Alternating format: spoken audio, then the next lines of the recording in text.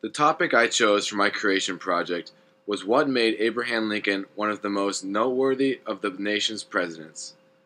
I will be summarizing Lincoln's life and his greatest achievements from when he was born to the very last hours of his life. On February 12, 1809, Abraham Lincoln was born in a one-room log cabin in Kentucky. His parents, Thomas and Nancy Lincoln, were extremely poor. Thomas was a pioneer farmer of the rocky soil in northern Kentucky. Nancy was the daughter of Joseph Hanks, a neighbor of the Lincolns who was also a farmer. Abraham also had a sister, but little information was recorded about her. When Abraham was young, the Lincolns moved to Indiana in search of better soil conditions, where they built another log cabin. This is where Lincoln spent most of his childhood. In 1818, Lincoln's mother died and Thomas married Sarah Bush Johnson the following year. Sarah was a widow who was friends with the family in Kentucky. Lincoln enjoyed Sarah greatly. She offered more than Nancy could and pushed Lincoln to become educated. At the age of 10, Lincoln helped his father clear out a forest near their cabin for more farmland. By now, he had turned into a bright, motivated man. Lincoln estimated his total education up to that point to be around 6 months' worth of a normal education. He learned to write with a charred stick. There were only 3 books in their house: the Bible, a catechism book, and a spelling book. Lincoln would walk long distances to borrow books from neighbors. He would read the entire book, sometimes multiple times, before returning the book. Every book he would find, he would read. Lincoln was abnormally tall for the time period. He reached his notable 6 foot 4 inches by the time he was 16. He was also very strong. Because of this, he helped his parents in every way that he could. One of the people who knew Lincoln during this time described him as tall, angular, and ungainly, and wore trousers made of flax and tile, cut tightly at the ankles and loosely at the knees. He was very poor, but was welcome in every house in the neighborhood. In 1830, when Abraham was 21 years old, his family moved to Illinois, where they could finally begin to earn a bit of wealth. Lincoln had spent the first 21 years of his life with little to no money. Once they had crops to sell, Lincoln built a flatboat and traveled down the river to market. On this trip, Lincoln mentioned in one of his journal entries that he earned his first dollar for carrying 2 gentlemen and their trunks out to a steamboat on the Ohio River. This was one of his most memorable moments. After many more trips on the water, Lincoln made a trip to New Orleans, where he was first introduced to the immense slave trade. He said to himself that if he was ever in the position where he could change the world, he would attack the slave business in the United States. Back in Illinois, Lincoln was employed as a manager at a general store in New Salem. One day, Lincoln accidentally overcharged a woman by 6.25 cents on a loaf of bread worth $2. That night, Lincoln realized the error and walked several miles to apologize to the woman and return the 6.25 cents. Another instance involved Lincoln misweighing tea and overcharging a customer. He also walked over a mile before the sun rose to give the customer the extra tea that they had paid for. Because of instances such as these, Lincoln received the nickname Honest Abe.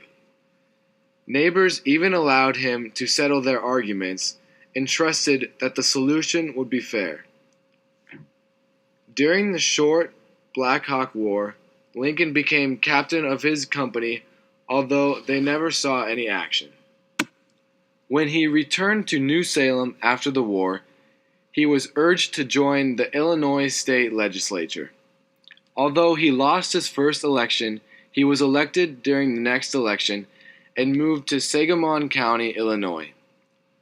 At this time, the prominent political parties were the Democrats and the Whigs. Lincoln joined the Whigs. Since Lincoln was still somewhat poor, he had to borrow money in order to purchase acceptable clothing to enter the Illinois House of Representatives. Once his term was over, the capital of Illinois moved from Vandalia to Springfield, and Lincoln decided to switch career paths and begin to study law. He became a successful lawyer in a short amount of time and was no longer fighting poverty. During this time, he became one of the most informed in the state. Once he had enough money, he gifted his stepmother 160 acres of land to thank her for her kindness towards him. In November of 1842, Lincoln was married to Mary Todd, who was from Lexington, Kentucky. Todd encouraged him to run for Congress, and in 1846, Lincoln was elected as a representative of the state Illinois. His first speech denounced the war between the United States and Mexico that was occurring at the time. After his term had ended, he decided to return to Springfield and not run for re-election. But in 1854, the Kansas-Nebraska Act was passed, which repealed the Missouri Compromise.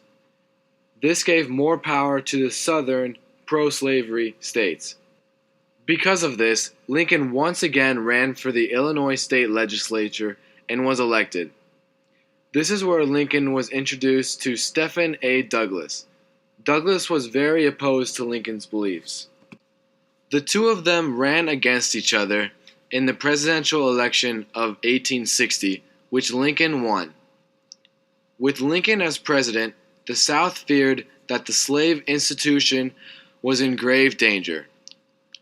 Some of the southern states voted to secede, and on April 12, 1861, with the firing upon Fort Sumter, the Civil War began. The Civil War lasted 4 years, from 1861 to 1865. Some refer to it as the saddest event to ever take place on American soil. On January 1, 1863, Lincoln issued the Emancipation Proclamation, freeing most of the slaves in the South. He was re-elected for his second term in 1864 with the largest majority win in the history of the United States at the time. On April 14, 1865, Lincoln attended Ford's Theater for a special performance. During the performance, retired actor John Wilkes Booth gained access to the president's box. Putting a pistol to the back of the president's head, Booth shot Lincoln. He then jumped over the balcony onto the stage, injuring his ankle, and escaped out of the back of the theater. People in the audience were confused whether or not what had just occurred was part of the act. Lincoln was immediately escorted into a doctor's home across the street from the theater, but died early the next morning with his wife Mary at his side. Booth was gunned down a few days later in Maryland while hiding in a barn. There are many reasons why Honest Abe is considered one of the most noteworthy of the nation's presidents. His passion for equal rights for all races and hatred towards the slave business of the South are two of his memorable beliefs. He ended the Civil War and brought peace to the northern and southern states. It is such a shame that this great man's life had to come to such an abrupt end.